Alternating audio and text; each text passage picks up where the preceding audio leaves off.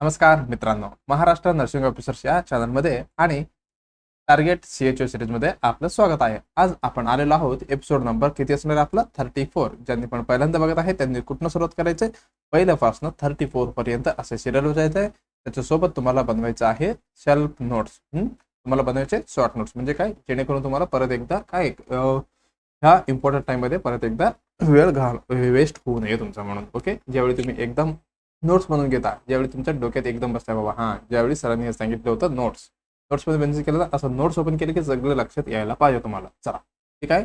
Target CHO series असणार आहे ही completely कशावरती, ते आपलं CHO 2025 मध्ये आपलं ॲडव्हर्टाइजमेंट आलं म्हणजे 2026 मध्ये होणार एक्झाम, त्याचे अकॉर्डिंग टू जे नवीन सिलेबसचे अनुसार असणार आहे ही सिरीज कम्प्लिटली. ही आपण सक्सेसकडे जायचं आहे. ही कम्प्लिटली कशामध्ये, नॅशनल हेल्थ मिशन अंडरमध्ये येणारी ही काय पोस्ट आहे. त्याच्यामध्ये जे मोस्ट एक्सपेक्टेड MCQ रिपीट होतात आणि विचारले जातात तसले आपण काय जे इम्पॉर्टंट टॉपिक वगैरे आहे त्याच्यावरती MCQ कव्हर करणार आहे. ही कम्प्लिटली कसं मराठीमध्ये असणार आहे. माझ्यासोबत असणार आहे मी आणि माझ्यासोबत असणार आहे अमोल सर. आम्ही दोघांनी मिळून अल्टरनेटिव्हली ही जे सिरीज आहे ही कंटिन्यू ठेवणार आहे कधीपर्यंत, आपले CHO एक्झामिनेशन होईपर्यंत. चला मग आपण सुरुवात करूया 34 एपिसोडची. लास्ट प्रिव्हियस एपिसोडमध्ये ओके, एक मिनिट, हे आपल्याला करायचं आहे. कलर चेंज करून घेतो. चला, व्हिडिओला काय करायचं, स्टार्टिंगलाच लाईक करून ठेवा आणि कॉमेंटमध्ये जे विचारतो मी क्वेश्चन त्याचं आन्सर द्यायचं आहे आणि फीडबॅक द्यायचा आहे. आणि काही क्वेरी असेल तर तुम्ही प्रश्न विचारू शकता आणि त्याच्यासोबत तुम्हाला शेअर करायचे जे तुमचं नर्सिंगचे कोणी पण मित्रमैत्रिणी असो किंवा कॉम्पिटेटिव्ह एक्झामची तयारी करत असेल किंवा ANM GNM BSc BSc कुठली पण नर्सिंगचे स्टुडंट असो त्यांनाही आपले चॅनल शेअर करत जाऊ, त्यांना पण फायदा भेटतो. त्याच्यासोबत सबस्क्राईब करायला म्हणजे काय विचारू नका ना, विसरू नका. ओके, चला मग आपण सुरुवात करूया एपिसोड नंबर 34 ची. मी तुम्हाला एक ऑप्शन काय MCQ दिलं तर आन्सर कॉमेंटमध्ये द्या. मग ह्याची पहिलं आपल्याला सोल्युशन द्यायचं आहे. ओके, खूप जणांनी काय आन्सर दिलेलं आहे. चला काय म्हणते क्वेश्चन, काय होतं आपलं, ॲट अ सब सेंटर म्हणजे कुठे, सब सेंटर ठिकाणी IUD म्हणजे काय, intra uterine device. Intra uterine device हे ICDचं काय झाला, IUDचं full form is inserted by. हे इन्सर्ट कोण करणार आहे, मल्टीपर्पज वर्कर म्हणजे कोण, MPW फिमेल किंवा आशाचा अक्रेडिटेड सोशल हेल्थ ॲक्टिव्हिस्ट. मी डिटेलमध्ये तुम्हाला सांगितलेलं आहे आपले ह्याच्यामध्ये, हेच क्लासमध्ये त्रिशूला सिरीजमध्ये, पण ह्याची इम्पॉर्टंट आहे बरं का, आशाबद्दल एक क्वेश्चन येतातच. आणि हिंदी किती काय दिलेले तिसऱ्यामध्ये, बोथ ऑफ द अबव म्हणजे दिलेले MPW पण टाकू इन्सर्ट करू शकतो, आशा पण, आणि D मध्ये दिलेले या दोघांपैकी कोणीही नाहीये. मग तुम्हाला उत्तर द्यायचं IUD म्हणजे लक्षात आलं का, इंट्रा युटरिन डेव्हिस. ही कसं बनलेलं असतो, ही बनलेलं असतो मेड बाय पॉलिथायलिन बनलेलं असतं बरं का, पॉलिथायलिन पॉलिमर. IUD बद्दल बोलताय बरं का. ह्याच्यामध्ये पण दोन प्रकार असतो, टाइप्समध्ये दोन प्रकार असतो. कुठली एक असणार मेडिएटेड, दुसरी असणार नॉन मेडिएटेड. त्याच्यामध्ये नॉन मेडिएटेड मध्ये फरक काय, मेडिएटर मध्ये जे IUD आहे जे काय करतो, रिलीज करतो काय, आयन किंवा हार्मोन, एक मिनिट, हार्मोन रिलीज करतो. पण ह्याच्यामध्ये करणार आहे का, नो रिलीज, इकडे रिलीज नाही करणार. काय आयन आणि हार्मोन.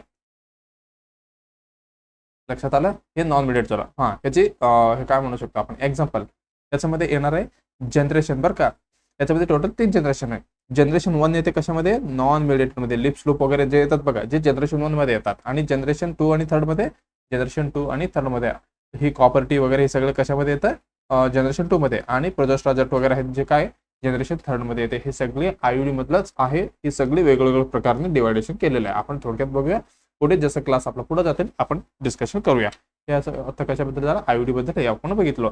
आपल्याला जे मोस्ट इम्पॉर्टंट हे तर पण झालं, इन्सर्टेड बाय कोणी करताय, पण हे कधी करताय हे पण इम्पॉर्टंट आहे. खूप वेळा विचारलेले क्वेश्चन आहे CHO मध्ये पण. आणि एक मिनिट, हे एकच मिनिट, चला क्लिअर झालंय, कॉपी करून घेतलो मी. चला, दुसरी पेज कॉपी करून ठेवलं होतं म्हणून तर चालतं. चला काय म्हणतो, कधी इन्सर्ट करतो आपण, हे खूप वेळा विचारले क्वेश्चन आहे. चला आपण बघूया.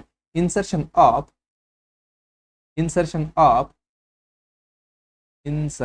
of IUD इंट्रायुटरिन डेव्हिस किंवा आयुषी पण म्हणू शकता आपण. इंट्रायुटरिन कॉन्ट्रासेप्टिव्ह डेव्हिस पण म्हणतात, मॅक्झिमम आयुडीस म्हणतात.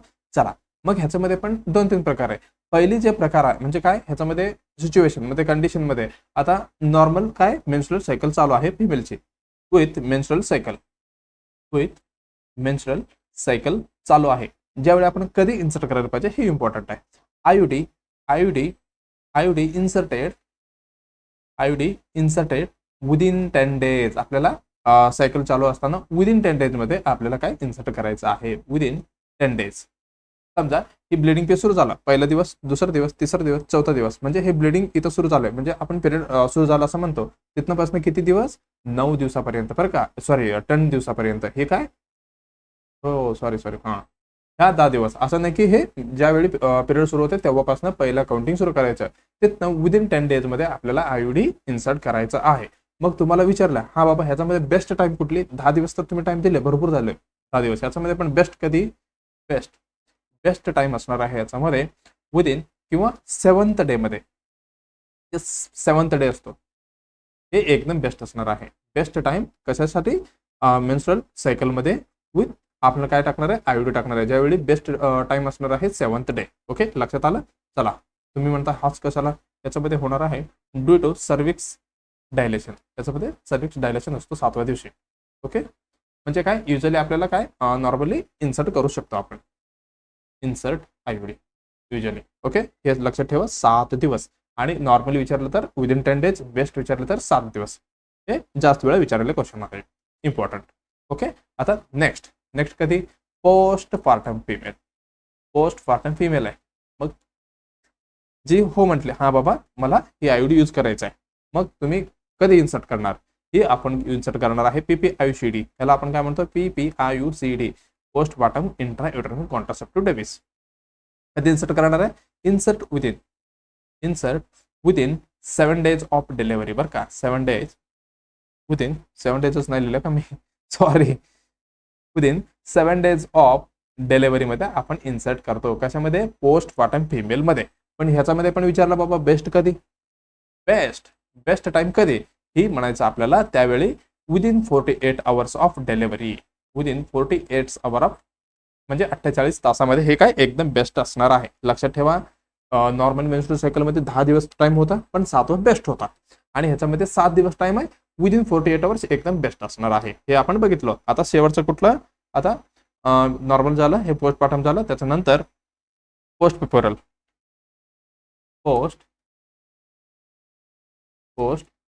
पेपरल मध्ये आपण कधी इन्सर्ट करतो बाबा, काय, आयुडी इंट्रायुटरिन डेव्हिस. चला, ह्याच्यामध्ये आपण करणार आहे after 6 to 8 weeks of delivery, म्हणजे 6 ते 7 वीक झाल्यानंतर आपण इन्सर्ट करणार आहे, कशामध्ये, पोस्ट पेपरल मध्ये. ओके, एवढं लक्षात ठेवलं. ह्याच्यामध्ये काय इम्पॉर्टंट म्हणजे असं की बेस्ट टाइमिंग काय नाही, त्याच्यानंतर आपण करू शकतो.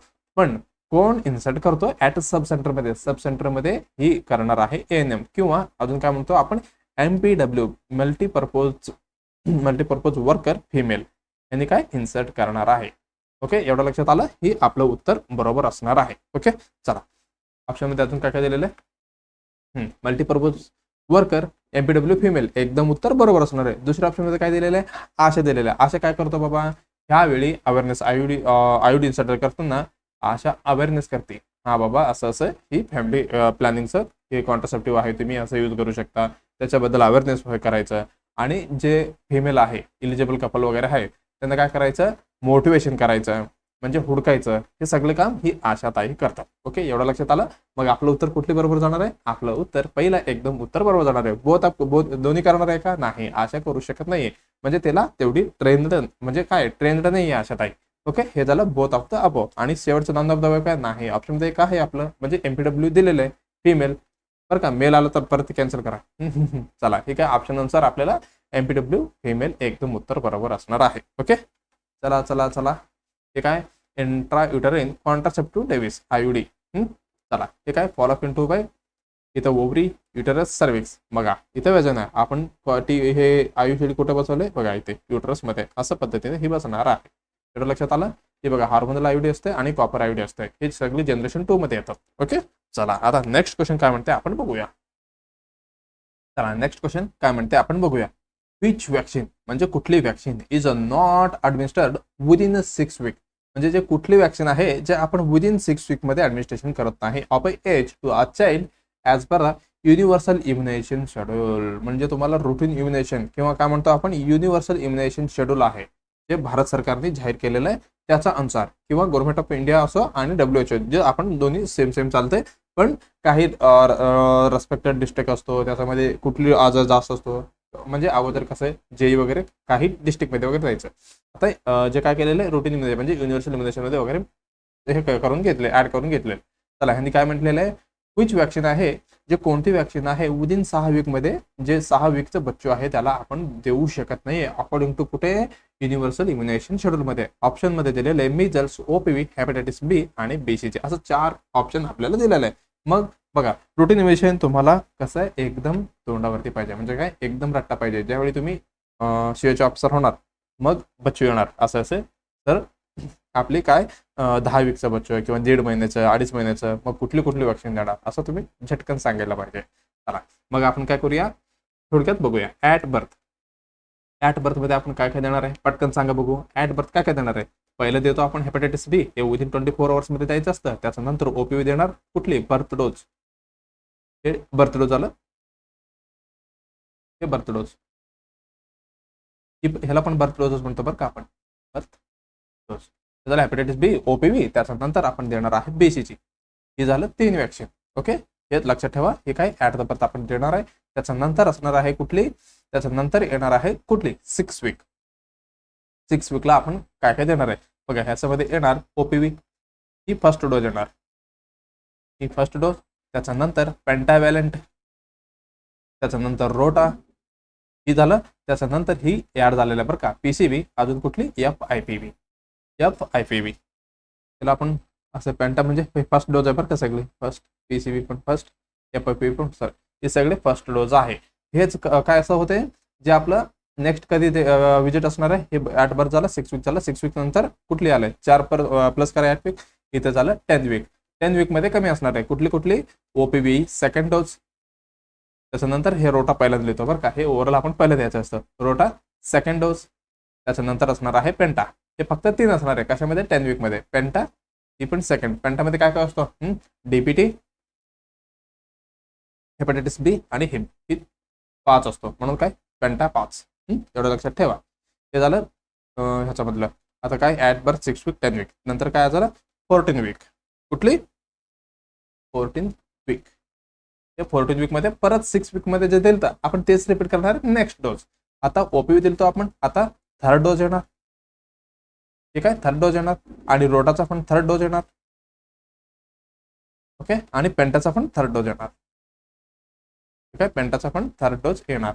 त्याचं राहिलं कुठलं आता पीसीबी आणि FIPV राहिलं. FIPVचं सेकंड डोज आणि अजून कुठलं पीसीबीचं पण सेकंड डोज. एवढं लक्षात ठेवा, हे सेकंड आहे, हे बाकी सगळं थर्ड आहे. हे झालं 1 2 3 4 शेड्यूल झाला. आता 5th शेड्यूल, 1 मिनिट. 5th मध्ये आपण कुठली घेणार आहे, आता 4था झाला 5वा. 5व्या मध्ये आपण घेणार आहे 9 मंथचे.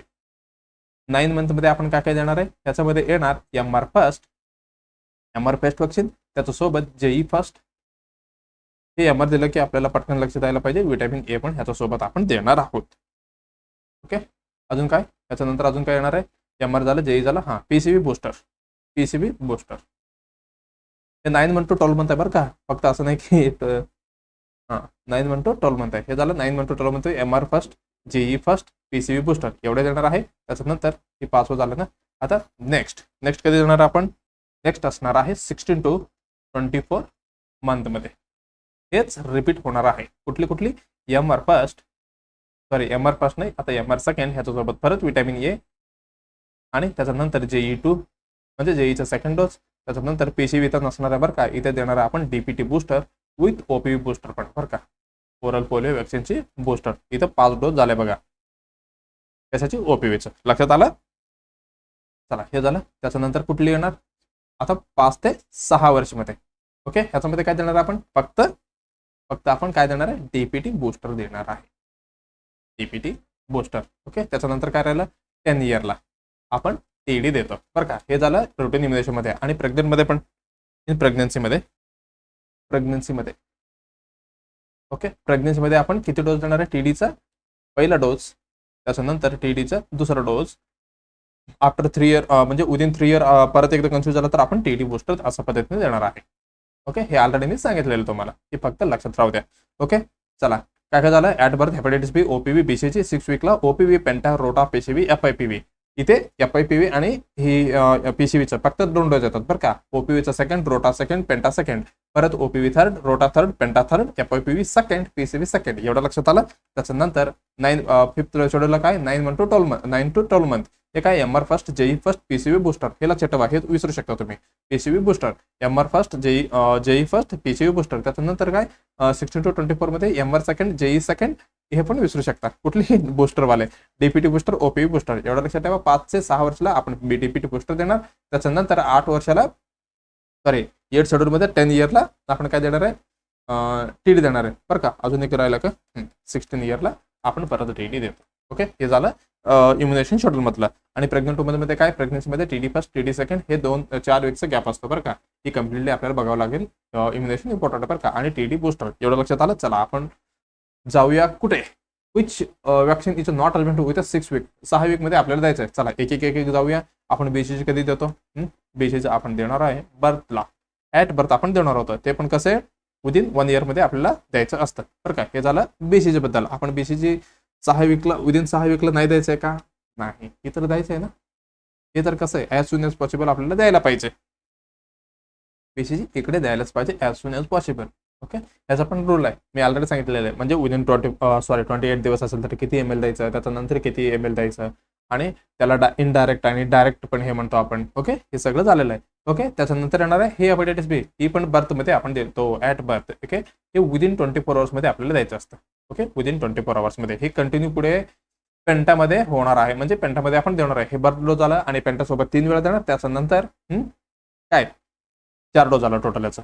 आणि हे काय? OPO, oral polio vaccine. हे पण आपण कधी, ह्याची टोटल 5 डोज होते. एक होता बर्थ डोज, त्याच्यानंतर एक सेकंड आणि थर्ड असे पद्धतीचे, आणि त्याच्यानंतर होता बूस्टर. अशा पद्धतीने आपण देत होतो. पण मिजल्स कसं आहे? मिजल्स आपण देणार होतो. मिजल्स 9 मंथला आपण सुरू केलतो. जस्ट इकडे रिवाइज करू द्या. इथे बघा 9 मंथला आपण एमआर फर्स्ट दिलतो. पण इथे किती म्हटलंय? 6 वीक पेशंट आहे. मग आपण देणार आहे का एमआर? आपण 9th मंथला घेतो. इन केस ऑफ ज्या एरियामध्ये खूप केसेस वगैरे असेल, किंवा एंडेमिक म्हणजे पेंडेमिक नाही, एंडेमिक आणि एपिडेमिक सारखं जे म्हणजे जास्त केस तिथे असेल तर आपण थोडी लवकर देऊ शकतो. 9 मंथचं फक्त किती? मला वाटतं 1 महिन्याच आतमध्ये काहीतरी द्यायचं असतं. एवढी पण नाही की खूप लवकर द्यायचं आहे बरं का.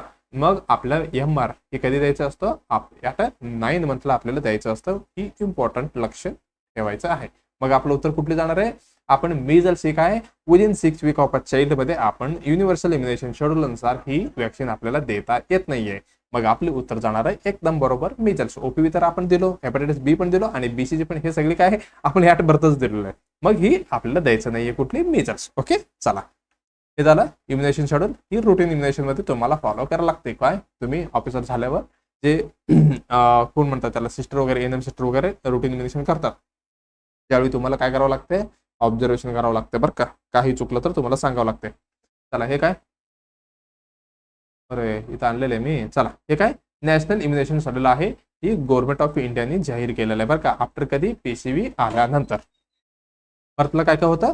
जस्ट इथं रिवाइज करून घ्या. बीसीजी होता, ओपीव्ही होता, आणि अजून हेपॅटायटिस बी होता. त्याच्यानंतर 6 वीकला जस्ट इथे बघा ओपीव्ही फर्स्ट, पेंटा फर्स्ट, रोटा फर्स्ट. ओके, अजून काय? एफआयपीव्ही आणि पीसीव्ही फर्स्ट, ओपीव्ही सेकंड, पेंटा सेकंड, आरव्ही सेकंड. इथं फक्त 10 वीकला 3 डोस आहे. आणि 14 वीकला परत सेम एज इट इज. इथे कुठले? ओपीव्ही 3, पेंटा 3, आणि एफओपी, रोटा आणि पीसीव्ही बूस्टर. हे सगळे रिपीट होणार आहे. ओके, आणि 9 to 12 मंथ मध्ये मिजल्स, एमआर आणि जेई फर्स्ट आणि पीसीव्ही बूस्टर. त्याच्यानंतर MR2, JE2, त्याच्यानंतर डीपीटी बूस्टर, ओपीव्ही बूस्टर आणि डीपीटी बूस्टर. 10 आणि 16 वर्षाला टीडी आपण देणार आहे. आणि प्रेग्नन्सीमध्ये टीडी फर्स्ट, टीडी सेकंड आणि टीडी बूस्टर. अजून काय मेन्शन केलेलं बघा खाली स्टार मार्क देऊन. PCV in the selected state or district, Bihar, Himachal Pradesh, Madhya Pradesh, Uttar Pradesh, selected डिस्ट्रिक्टमध्ये, Rajasthan, in Haryana as a state of initiative. म्हणजे काही ह्याच्यामध्ये दिलेले. जे इन एंडेमिक डिस्ट्रिक्ट ओनली. बघा काय, जे फक्त एंडेमिक डिस्ट्रिक्टमध्ये हे केलेलं आहे. आणि 1 dose if previously vaccinated within 3 year. बघा 1 dose if previously vaccinated within 3 year मध्ये. एवढं झालं. चला आता नेक्स्ट क्वेश्चनकडे आपण जाऊया. चला नेक्स्ट क्वेश्चन काय म्हणते, labour rooms temperature should be maintained, म्हणजे लेबर रूमची टेम्परेचर किती मेंटेन करायला पाहिजे बाबा असं विचारते. चला ऑप्शन पहिल्यामध्ये काय विचारलंय, म्हणजे किती दिलेले 20 ते 22 डिग्री सेल्सिअस, 26 ते 28, 28 ते 30, 34 ते 37 असं 4 ऑप्शन दिलेले आहे. त्याच्यामध्ये आपल्याला काय बघायचे, जे लेबर रूमचं टेम्परेचर आहे किती आपण मेंटेन करायला पाहिजे. चला आपण काय करू, लेबर रूम टेम्परेचर मध्ये थोडक्यात बघूया. लेबर रूम टेम्परेचर इथेच बघूया, परत कशाला दुसरी पेज. लेबर रूम टेम्परेचर आपल्याला बघायचं आहे. रूम टेम्परेचर हे कसं पद्धतीने आपल्याला करायचे असते, हे कशासाठी आपल्याला जे रूम आहे कसं ठेवायचे, शुड बी कीप्ड वार्म, गरम ठेवायचं आहे आपल्याला. म्हणून काय एकदम काय त्याची टेम्परेचर आपल्याला मेंटेन करायचं असतं बरं का. Labour room temperature should be maintain, कशासाठी, शुड बी केप्ट वार्म साठी. हे कशासाठी, टू प्रिव्हेंट हायपोथर्मिया, म्हणजे आपल्याला हायपोथर्मिया प्रिव्हेंशन करायचं आहे.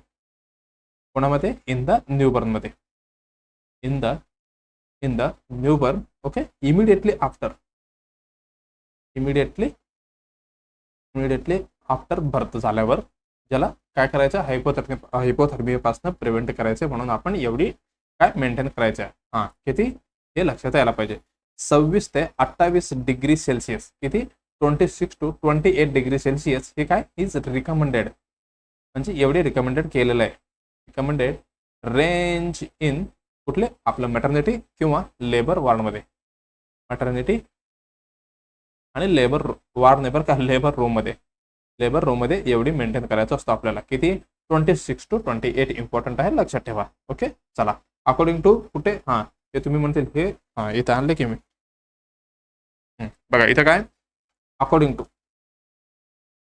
टू कुठली, जे आपलं एक प्रोग्राम आहे कुठली, NSSK, म्हणजे काय, नवजात शिशु सुरक्षा कार्यक्रम आहे. त्याच्यामध्ये पण क्लिअरली मेन्शन केलेलं आहे. हे कधी आलं, 2009 आणि 10 मध्ये आलता ही प्रोग्राम, कुठली NSSK. त्याच्यामध्ये पण ओके. त्याच्यानंतर कुठली ही बघा अजून एक प्रोग्राम आहे, मी ऑलरेडी तुम्हाला ही DMR मध्ये पण विचारलेले क्वेश्चन आहे. लक्ष प्रोग्राम हे कशासाठी होता, to improve the quality care in the labour room आणि मॅटर्निटी ऑपरेशन थिएटर मध्ये, आणि reduce the preventable mortality and newborn morbidity ही स्टील बर्थ प्रिव्हेंशन करायचं होता, to benefit the every pregnant वुमनला. ओके, ही कुठली, ही लक्ष प्रोग्राम होता. त्याच्यामध्येच एक अजून कुठली, एक labour room quality improvement initiative म्हणून एक बुक आहे, 2017 मध्ये रिलीज झाले. त्याचा पेज नंबर 51 मध्ये क्लिअरली मेन्शन केले. त्यांनी काय मेन्शन केले, temperature of the labour room should be kept around किती 26 to 28 डिग्री सेल्सिअस एवढी काय मेंटेन करायचं आहे. फक्त आपलं एकच पॉईंटसाठी आपण ही पेज घेतलेलं आहे बरं का. ही काय आपल्याला प्रूफ,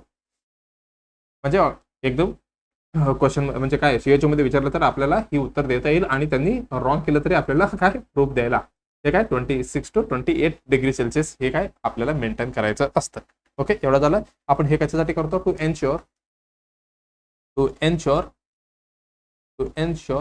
थर्मल कम्फर्ट फॉर मदरसाठी, थर्मल कम्फर्ट करायचं आहे मदरसाठी. अजून काय म्हणू शकतो, to prevention of neonatal heat loss. न्यूनॅटलचे जे हीट लॉस होणार आहे त्याला आपल्याला काय करायचंय, प्रिव्हेंशन करायचं आहे. ओके, कुठली कंडक्शन, कन्व्हेक्शन, कुठले होते 4 आहे ना आपल्याकडे, कंडक्शन, कन्व्हेक्शन आणि अजून कुठली इव्हॅपोरेशन आणि रेडिएशन. ही 4 काय करायचं, हे काय आपल्याला प्रिव्हेंशन करायचं आहे, जे ह्या प्रकारचे काय होणार आहे, हीट लॉस होणार आहे. ओके, मग आपलं उत्तर हे पण नाही, हे पण नाही, हे पण नाही. मग कुठली 26 to 28 डिग्री सेल्सिअस काय एकदम बरोबर उत्तर असणार आहे, ऑप्शन दुसरा बी. म्हणजे काय बी मध्ये काय 26 to 28 एकदम उत्तर बरोबर असणार आहे. आपण प्रूफ पण बघितलं कशामध्ये, लक्ष हे ह्याच्यामध्ये दिलं. आणि कुठले अजून एक अकॉर्डिंग टू NSSK म्हणजे काय, नवजात, लिहून घ्या हे पण, नवजात शिशु सुरक्षा कार्यक्रम, शिशु सुरक्षा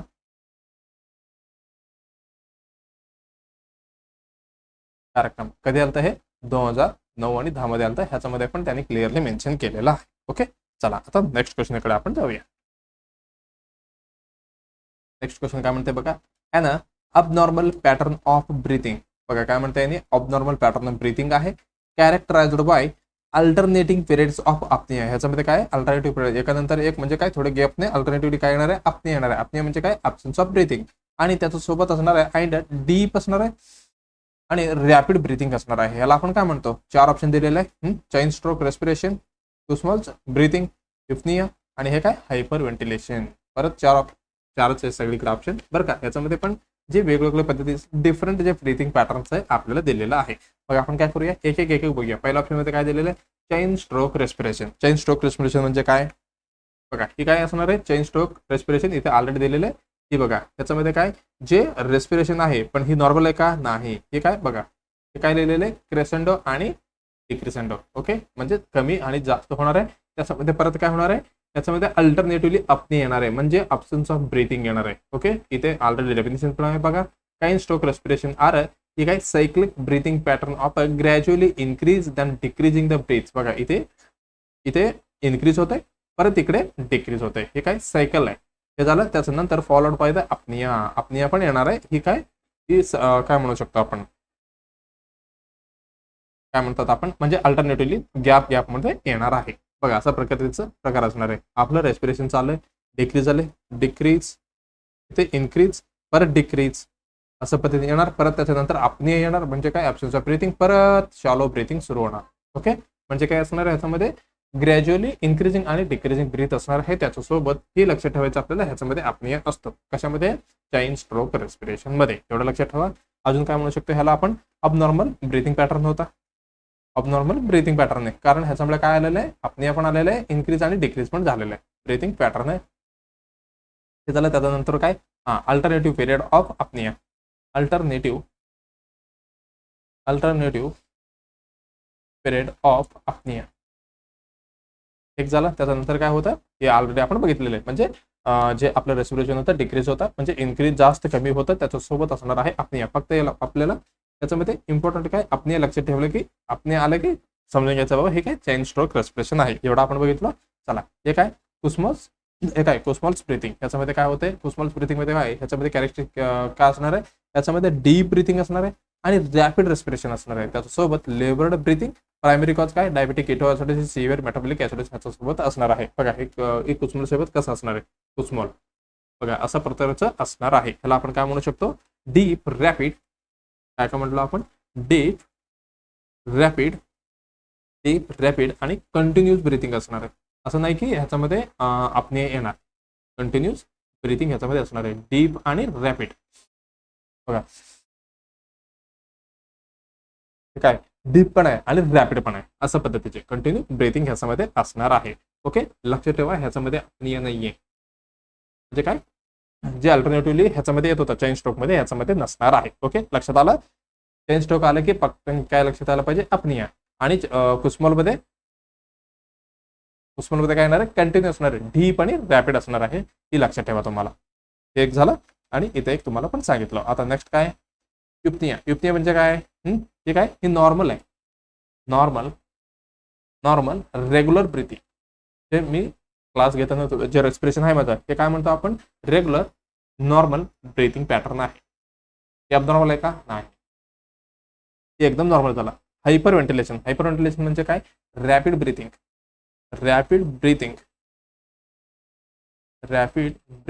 विदाउट, ह्याच्यामध्ये पण हे नाही येणार का बरं का, कुठली अपनी येणार आहे, विदाउट पिरियड्स ऑफ अपनिया. त्याच्यामध्ये पण अपनिया येणार नाही. अपनिया आलं की पटकन चेन स्ट्रोक रेस्पिरेशन ठेवायचं, म्हणजे लक्षात ठेवायचं. चला, आणि अबनॉर्मल पॅटर्न आहे ब्रीथिंगचा, कॅरेक्टराइज अल्टरनेटिव्ह पिरियड्स मध्ये अपनिया येणार आहे. एकदम येस, चेन स्ट्रोक लक्षात आला. त्याच्यानंतर डीप आणि रॅपिड ब्रीथिंग असणार आहे. अपनिया आलं की पटकन काय, चेन स्ट्रोकला काय करायचं, टेक करायचं. कुस्मॉल मध्ये कसं होतं, रॅपिड आणि डीप ब्रीथिंग होता, पण ही कंटिन्यूस होता, म्हणजे त्याच्यामध्ये अपनिया होतं का, कुस्मॉल मध्ये नाही. मग हे पण गेलं, युप्निया नॉर्मल झाला, हायपरव्हेंटिलेशन म्हणजे रॅपिड ब्रीथिंग झाला. मग आपलं उत्तर कुठली भेटलं, आपलं उत्तर एकदम बरोबर असणार आहे पहिला. ओके, लक्षात आलं. त्याच्यासोबत आपण इमेज पण बघितलं बरं का, इमेज त्याची काही नॉर्मलची साईन वगैरे कशा पद्धतीचे रेकॉर्ड करताना आपल्याला दिसते बाबा, हे पण आपण बघितलं. चला, आता नेक्स्ट क्वेश्चन काय म्हणते आपण बघूया. चला, मोठी क्वेश्चन आहे, पण ऑप्शन फक्त सिंगल लाईनर आहे, म्हणजे क्वेश्चन मोठा आहे पण आन्सर कमी, छोटे दिलेले. चला, एन्युरिझम बघा, काय एन्युरिझम दिलेलं आहे. आणि aneurysm is a localised bulging or dilation of a artery at a weak point मध्ये. एन्युरिझम म्हणजे काय, लोकलाइज्ड बल्जिंग आणि डायलेशन ऑफ एन आर्टरी, कुठे, at a weak point. The artery diameter must exceed at least बघा काय म्हणते, of the normal diameter of the consider aneurysm. बघा aneurysm म्हणजे पण त्यांनीच दिलेलं आहे. काय एन्युरिझम म्हणजे काय, ही लोकलाइज्ड बल्जिंग आहे, म्हणजे थोडी बल्ज होणार. आणि डायलेशन ऑफ एन आर्टरी, जे आपला आर्टरी असतो, कुठले इथेच लिहितो, हे नॉर्मल आपला आर्टरी समजा. त्याच्यामध्ये ही असं काय होणार आहे, बल्जिंग होणार आहे किंवा असे डायलेशन होणार आहे. ओके, कुठे, ॲट अ वीक पॉइंटमध्ये, ॲट अ वीक पॉइंटमध्ये होणार आहे. ओके, त्याच्यानंतर काय दिलेलं आहे, द आर्टरी डायमीटर. बघा the artery diameter must exceed, जे बघा ही नॉर्मल झालं, हे आपलं इथंपर्यंत नॉर्मल झालं, इथं डायमीटर आहे. ओके, म्हणजे सॉरी इथं काय एन्युरिझम आहे. मग ह्यानी काय म्हणते, ॲटलिस्ट डॅश डॅश किती, ॲटलिस्ट किती पर्सेंटेज दिले त्यांनी of the normal diameter to be consider. हा, ह्याला एन्युरिझम म्हणू शकतो. की झालं नॉर्मल, नॉर्मल पेक्षा किती जास्त झालं तर आपण त्याला इजिली काय करू शकतो, डायग्नोज करू शकतो. म्हणजे हा बाबा काय 20% झाले की किती किती झाले, 50% पेक्षा जास्त.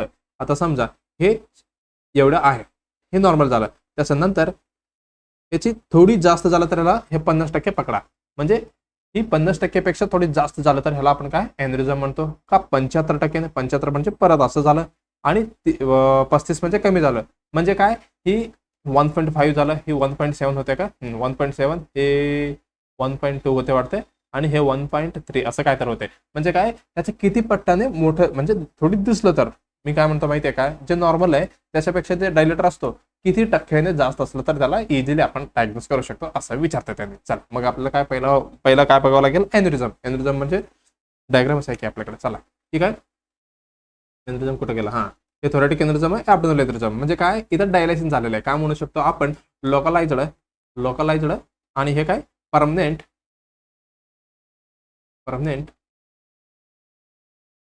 Localised permanent.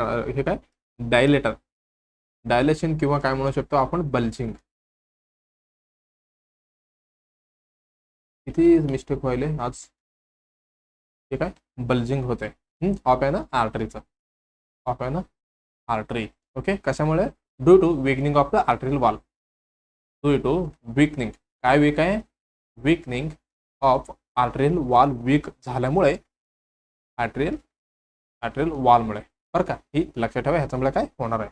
पण ह्याने काय म्हटलेलं आहे, आपल्याला किती काय म्हणतात, डायग्नोस करण्यासाठी किती टक्क्याने जे मोठी दिसायला पाहिजे.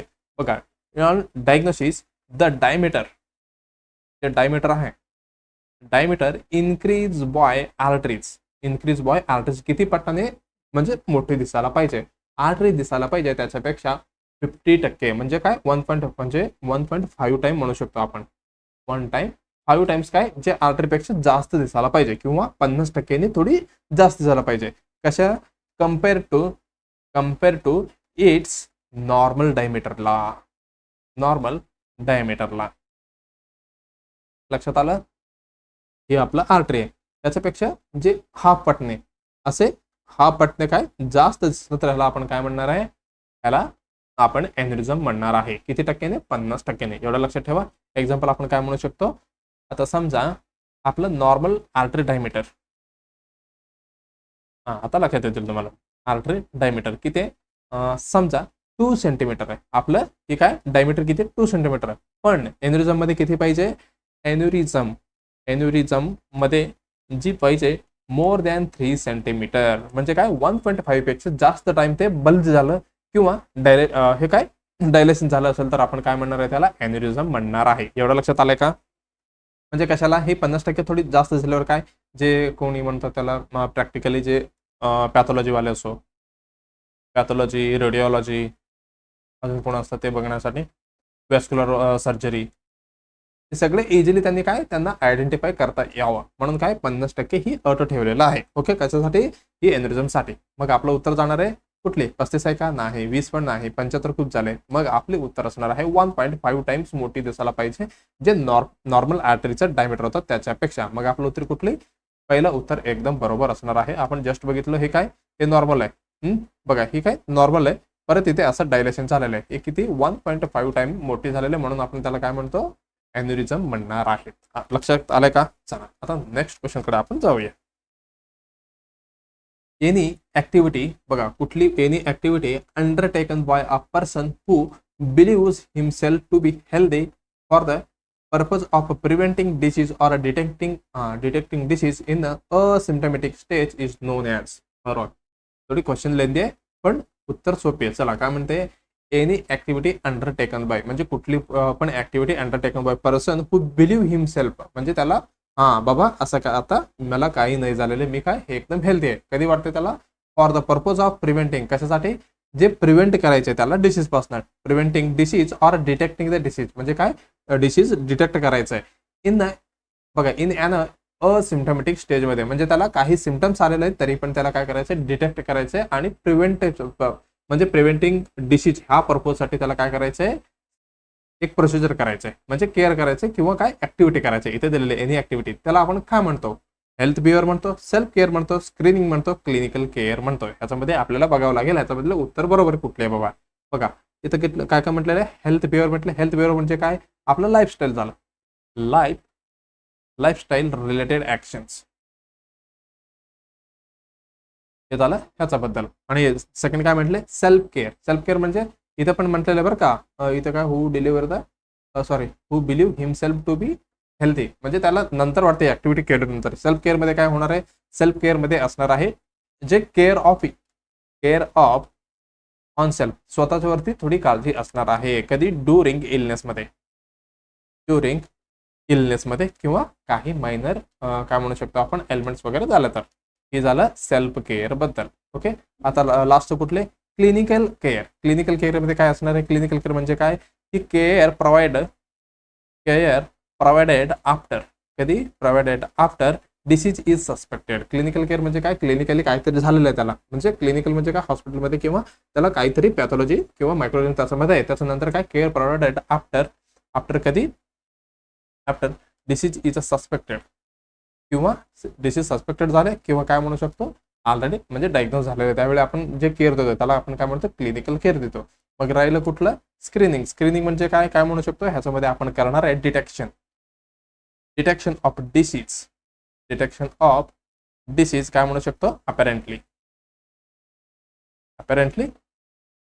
हेल्दी पर्सन्स आपण करतो बरं का स्क्रीनिंग, असं नाही की फक्त डिसीज वाल्यांना करतो, मग कळणार कसं ते डिसीज झाले म्हणून बरं का. हे काय detection of the disease apparently health याच्यामध्ये करणार आहे, म्हणजे काय ह्याच्यामध्ये आपण स्क्रीनिंग म्हणू शकतो. त्याला स्क्रीनिंग आहे, म्हणजे काय स्क्रीनिंग मध्ये आपण काय काय करणार आहे, जे पर्सन बघा आता समजा एक पेशंट आहे, त्याला तुम्ही काय केले, शुगर लेवल चेक केले, कशासाठी, डीएम साठी. हे काय स्क्रीनिंग केलं तुम्ही, मग त्याला कळतंय बाबा मला शुगर नाही आहे, म्हणजे काय की फील करू शकतो ना हिमसेल्फ, हा बाबा मला नॉर्मल आहे, म्हणजे काय मी हेल्दी आहे. ओके, म्हणजे काय इन केस ऑफ त्याला काहीच नाही आहे, म्हणजे त्यांनी प्रिव्हेन्शन पण घेऊ शकतं ना, जे डायबिटिक पुढे होणार आहे त्याचे जे साईड इफेक्ट वगैरे आहे, त्याचं काय प्रिव्हेन्शन घेऊ शकतो. हे त्याच्यामध्ये हेल्दी पण हे झालं आणि हे प्रिव्हेन्शन मध्ये पण आलं बरं का. आणि तर जरा त्याला डीएम डायग्नोज झाला असेल तर पण ते काय डिटेक्ट पण करू शकतो ह्याच्यामध्ये. मग आपले उत्तर कुठली बरोबर असणार आहे बघा, any activity undertaken by the person who believe himself to be healthy for the purpose of preventing पण आलं बरं का, प्रिव्हेंटिंग पण आलं आणि डिटेक्टिंग पण आलं. आणि ही पेशंटमध्ये जे सिम्टम असिम्टमिक स्टेजमध्ये असतो त्याला आपण काय म्हणणार आहे, स्क्रीनिंग म्हणणार आहे. आपलं उत्तर एकदम बरोबर जाणार आहे कुठली, तिसरा उत्तर एकदम बरोबर जाणार आहे. ओके, चला आता नेक्स्ट क्वेश्चन कडे आपण जाऊया. चला काय म्हणते, कलेक्शन ऑफ द पस. ओके, पस म्हणले in plural space is a term as, म्हणजे काय कलेक्शन झालेले पस कुठे, प्लुरल स्पेस मध्ये, ह्याला आपण काय म्हणतो, प्लुरेसी म्हणतो, एम्पाइमा म्हणतो, एम्पायसेमा, प्लुरल एफिजन. चला एक आपण बघूया. हे काय प्लुरेसी म्हणजे काय, याच्यामध्ये काय होणार आहे, याच्यामध्ये होणार आहे इन्फ्लामेशन ऑफ द काय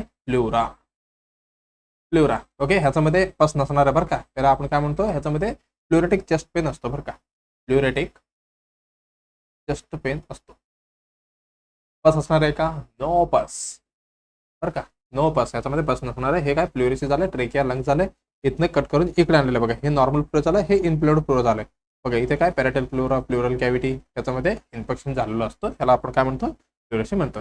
सेकंड काय म्हटलेलं आहे, हे काय एम्पायसेमा म्हणजे काय, एम्पायसेमा म्हणजे काय, कलेक्शन ऑफ फ्लुइड, काय कलेक्शन ऑफ फ्लुइड इन कुठे, प्लुरल फेस मध्ये. प्लुरल म्हणतो बघा, प्लुरल यामध्ये इन प्लुरल स्पेसमध्ये, प्लुरल स्पेसमध्ये, स्पेसमध्ये हे झालं. काय काय म्हणू शकतो आपण, सिरोस म्हणू शकतो. अजून काय झालं, ब्लड, काईल, हे काय झालं बघा, एम्फायसेमा हे काय ब्रोंकियल एल्व्हियोलर झालं, हे नॉर्मल झालं. ह्याच्यामध्ये काय लार्ज एअर पॅक्ड, हे काय याला आपण एम्फायसेमा म्हणतो, collection of the fluid in plural space म्हणतो का आपण. अरे ह्याच्यामध्ये काय होतं, एअर ट्रॅपिंग होते बरं का. हे कसं झालं, एम्फायसेमामध्ये काय होते हे कसं सांगितलं तुम्हाला, एक मिनटं, हे प्लुरल एपिजनचं सांगितलं बरं का. हे कॅन्सल करा, मी एक मिनटं त्याला एक मिनटं क्लिअर करतो. ओके चला, आपण कशाबद्दल बोलतोय, तुम्ही पण म्हणतील सर काय सांगताय. चला, एम्फायसेमा, एम्फायसेमामध्ये काय होणार आहे, हे ॲक्यूट क्रोनिक लंग डिसीज असणार आहे. ॲक्यूट क्रोनिक लंग डिसीज असणार आहे. ओके, याच्यामध्ये काय होतं, एअर ट्रॅपिंग होतं. इथेच दिसते बघा, काय होतंय, एअर ट्रॅपिंग इन एल्व्हियोलाई. लक्षात आलं. हे काय झालं, एम्फायसेमा. ह्याच्यामध्ये पण पस नसतो बरं का, ह्याच्यामध्ये पण पस नसतो. आता जस्ट आपण बघायचं होतं कशासाठी, प्लुरल एपिजन. प्लुरल एपिजन म्हणजे काय, कलेक्शन ऑफ, मी पण तेच म्हटलं कशाचं सांगितलं मी, कलेक्शन ऑफ काय फ्लुइड. याच्यामध्ये कलेक्शन ऑफ फ्लुइड असणार आहे बघा, इथे दाखवले त्यांनी, कलेक्शन ऑफ फ्लुइड इन कशामध्ये, प्लुरल फेसमध्ये, प्लुरल स्पेसमध्ये बरं का. हे झालं प्लुरल एपिजनसाठी बरं का. इथे थोडं मिस्टेक झालं माझ्याकडनं. हे काय एम्फायसेमामध्ये जे एल्व्हियोलायला खूप महत्व आहे, म्हणजे त्याच्यामध्येच प्रॉब्लेम असते. आणि प्लुरल एपिजन म्हणजे काय, प्लुरल स्पेसमध्ये काय फ्लुइड कलेक्शन होतं, त्याला आपण काय म्हणतो, सिरस फ्लुइड झालं तर हायड्रोथोरॅक्स म्हणतो, ब्लड कलेक्ट झालं तर हिमोथोरॅक्स म्हणतो, काईल झालं तर कायलोथोरॅक्स, युरिन झालं तर युरिनोथोरॅक्स, पस झालं तर पायरोथोरॅक्स म्हणतो बरं का. ह्याच्यामध्ये पस पण असू शकतो, पण असं नाहीये की प्लुरल एपिजनमध्ये असं नाही, आता नाहीये. म्हणजे काय, फक्त कलेक्शन ऑफ फ्लुइड एवढं लक्षात ठेवा. त्याच्यानंतर आपण पुढे म्हणणार आहे कुठले, आता समजा युरिन असेल तर युरिनोथोरॅक्स किंवा पस असेल तर पॅरोथोरॅक्स असे आपण म्हणणार आहेत. ओके, हे झालं प्लुरल, हे आपण लक्षात ठेवा. हे आपलं चुकलं होतं, काय ॲक्यूट क्रोनिक लंग डिसीज असणार विथ एअर ट्रॅपिंग एल्व्हियोलामध्ये. बघा इथे दिसतंय तुम्हाला लार्ज एअर काय दिसतंय, पॉकेट दिसतंय एम्फायसेमामध्ये. ओके, हे झालं एम्फायसेमा बद्दल झालं. आता हे झालं एम्फायसेमाचं. आता राहिलं कुठलं आपलं, एम्फायमा. राहिलं कुठला, एम्फायमा. एम्फायमाचं आहे का, चला. एम्फायमा म्हणजे काय होणार आहे, कलेक्शन ऑफ, बघा इथे पस दिसतंय तुम्हाला, इथे काय होणार आहे, कलेक्शन ऑफ पस, कलेक्शन ऑफ पस इन द प्लुरल स्पेसमध्ये, प्लुरल स्पेसमध्ये. स्पेसमध्ये पण कुठली, स्पेस बिटवीन कुठली, विसरल अँड पॅरेटल, विसरल अँड पॅरेटल स्पेसमध्ये, पॅरेटल प्लुरल एरियामध्ये. ओके, काय म्हणू शकतो आपण, it usually occur is a complication of pneumonia. Complication of निमोनियामुळे होऊ शकते, कॉम्प्लिकेशन ऑफ न्यूमोनिया. एवढं लक्षात ठेवा बस. आणि अजून काय म्हणू शकतो, लंग डिसीज आणि थोरॅक्स सर्जरी वगैरे. ओके, एवढं लक्षात आलं. बघा हे काय एम्फायमा, इथं लंग दिसलं, लंग मधलं हे नॉर्मल झालं, हे प्लुरल स्पेस इथे बघा नॉर्मल आहे. पण ह्याच्यामध्ये काय एम्फायमामध्ये काय पस होते, म्हणजे काय पस कलेक्शन होणार आहे, इथे तुम्हाला दिसते ब्लू कलर. ओके, येलो कलरमध्ये. बघा आपलं उत्तर कुठली जाणार आहे, कलेक्शन ऑफ द पस इन द प्लुरल स्पेसमध्ये. प्युरिसिटी नाही, एम्फायमा नाही, एम्फायमा आहे बरं काय, एम्फायसेमा नाही आणि प्लुरल एपिजन नाही. मग आपलं उत्तर जाणार आहे बेस्ट कुठला, एम्फायमा दुसरा. ओके, प्लुरेसी म्हणजे काय आपण बघितलं, inflammation of the pleura. Okay, याच्यामध्ये काय चेस्ट पेन होतं, याच्यामध्ये पस नसणार आहे. आणि एम्फायमा थोडं मिस्टेक झालं तर काय, ॲक्यूट क्रोनिक लंग डिसीज, हे काय एअर ट्रॅपिंग एलेवेले होणार आहे, इथे ऑलरेडी दाखवलेलं आहे. आणि त्याच्यानंतर प्लुरल एपिजन म्हणजे काय, collection of the fluid in the plural स्पेसमध्ये, हे काय कलेक्शन ऑफ द पस इन द प्लुरल ह्याच्यामध्ये. चला, आता ऑप्शन तर आपल्याला भेटलेलं आहे, तर नेक्स्ट ऑप्शनकडे आपण जाऊया. चला, नेक्स्ट क्वेश्चन काय म्हणते, when will be the detect FHR by the fetoscope in the pregnant woman मध्ये. FHR म्हणजे काय, fetal heart rate. सॉरी, मी पण FHR लिहिलं, fetal heart rate. FHR म्हणजे fetal heart rate आपण म्हणतो. हे कसं बाय फेटोस्कोपने प्रेग्नेंट वुमन मध्ये आपल्याला कधी डिटेक्ट होतं असं विचारतंय. चला, FHR आपण बघितलं, fetal heart rate हे आपण फेटोस्कोप बघा, फेटोस्कोप इथे म्हटलेले, फेटोस्कोप म्हणजे काय, हे एक इन्स्ट्रुमेंट आहे. याच्यामध्ये आपण काय करणार, listen to FHR, fetal heart sound जे FHR साऊंड आहे, FHS फिटल हार्ट साऊंड आपण म्हणजे ऐकणार आहे. कसं आहे, through through the maternal abdominal वरती. मटर्नल अबडोमिनल वरती ही फिटोस्कोप ठेवायचं. त्याच्यानंतर आपल्याला ऐकू येणार आहे काय, फिटल हार्ट साऊंड आपल्याला लक्षात येणार आहे. पण एपीएचआर मध्ये लक्षात काय ठेवायचं आहे, एपीएचआर मध्ये लक्षात ठेवायचं आहे 5 वीक मध्ये काय घडतो आणि 10 वीक मध्ये काय घडतो आणि 20 वीक मध्ये काय घडतो, हे इम्पॉर्टंट आहे. खूप वेळा विचारलेला क्वेश्चन आहे. बघा 5 वीक मध्ये काय होतो, ज्यावेळी फर्स्ट हार्टबीट सुरू होतो म्हणजे सुरुवात होते, फर्स्ट हार्टबीट आपल्याला भेटते कधी 5 वीक मध्ये. बरं का, ही नॉट डिटेक्टेबल, आपल्याला डिटेक्ट करता येत नाहीये, नॉट डिटेक्टेबल आहे. त्याच्यानंतर 10 वीक मध्ये काय, ठीक आहे, फर्स्ट डिटेक्टेबल, ज्यावेळी हार्टबीट सुरू झालेलं आहे मग आपल्याला फर्स्ट टाइम डिटेक्टेबल कधी होणार आहे, 10 वीक मध्ये. एवढं लक्षात आलं. पण हे कशा पद्धतीने आपण डिटेक्ट करणार आहे, त्याला आपण काय म्हणतो, डॉपलर यूएजी मध्ये. डॉपलर यूएजी मध्ये आपल्याला भेटते. बरं का, हे कशा 10 वीक मध्ये झालं. त्याच्यानंतर 20 वीक मध्ये आपण काय करू शकतो, डिटेक्टेबल आहे कम्प्लिटली. हे काय, डिटेक्टेबल बॉय स्टेथोस्कोप किंवा अजून काय म्हणतो, स्टेथोस्कोप किंवा फिटोस्कोपने आपण ऐकू शकतो. फिटोस्कोपने आपण ऐकू शकतो. एवढं लक्षात आलं. ही एव्हरेज 80 to 20 वीक असतो.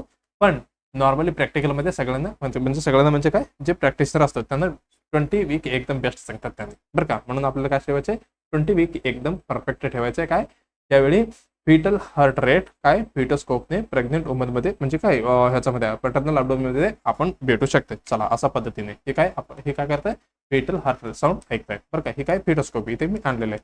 हे काय फिटोस्कोप, याच्याद्वारे आपल्याला fetal heart rate sound detectable होते. मग आपलं उत्तर 12, 20, 24, 35 असं दिलेलं आहे. मग आपलं कुठलं आहे, 20. एकदम उत्तर बरोबर कुठले असणार आहे, 20 वीक हा एकदम उत्तर बरोबर असणार आहे. हे खाली दिलेले तिन्ही पॉईंट इम्पॉर्टंट आहे, लक्षात ठेवा. 5 वीक, 10 वीक आणि 20 वीकचं. ओके, चला आता नेक्स्ट क्वेश्चनकडे आपण जाऊया. मला वाटतंय एकदम इझी क्वेश्चन आला की काय, बघा चला.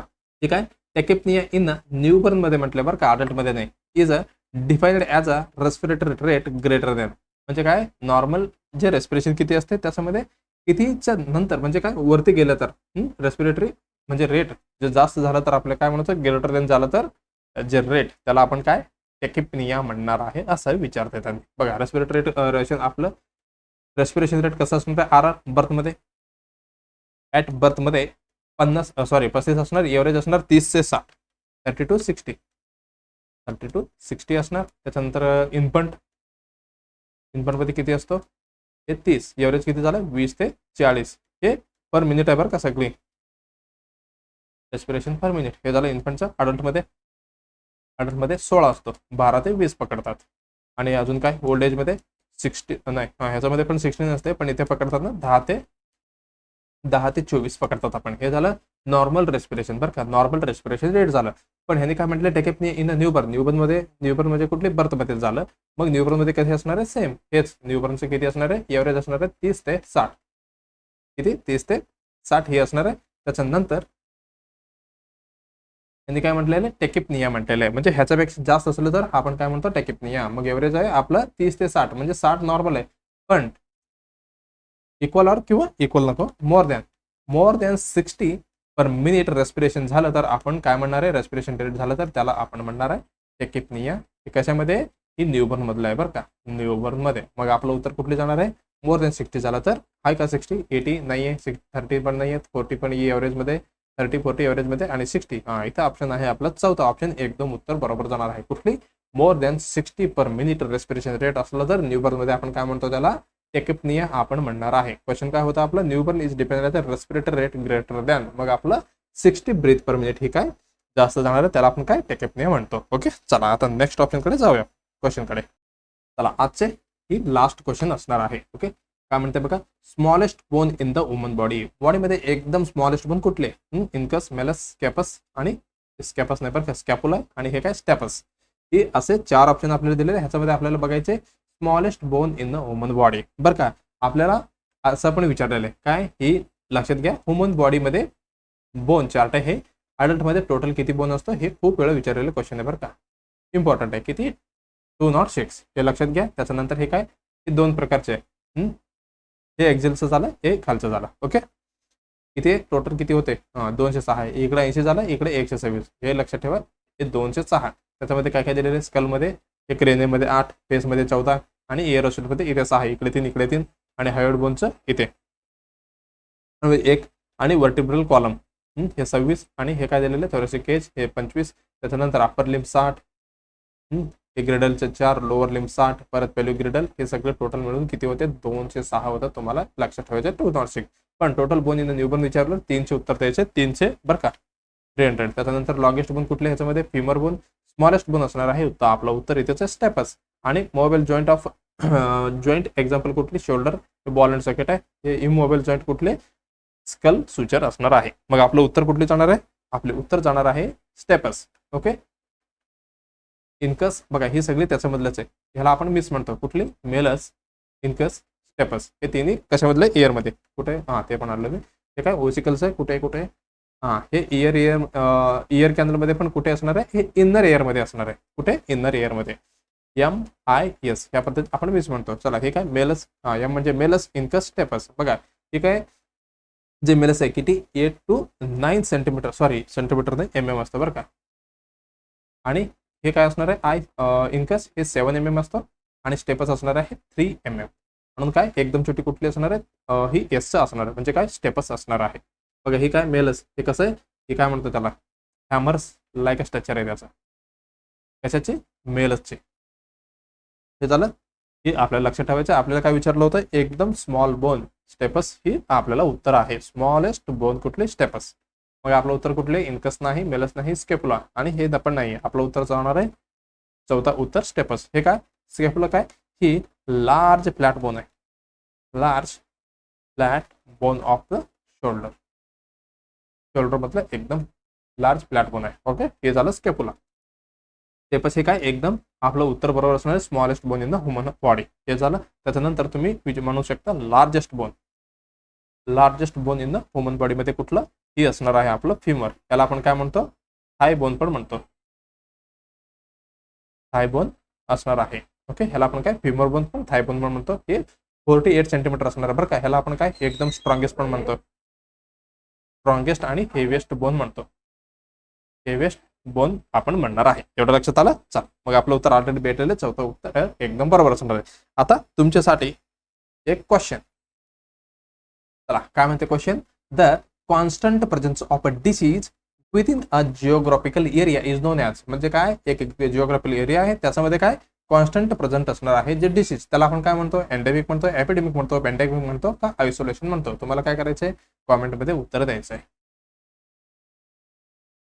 आन्सर द्यायचं आहे. ओके चला आता काय करायचंय जे विद्यार्थी आहे सीएसाठी प्रिपरेशन करत आहे त्यांच्यासाठी काय काय चालू आहे त्रिशूल चारू हे पण लवकर सुरू होणार आहे. त्याच्यानंतर हे काय ब्रह्मास्त्र ऑलरेडी ह्याच्यामध्ये 33+ एपिसोड आहे बरं का.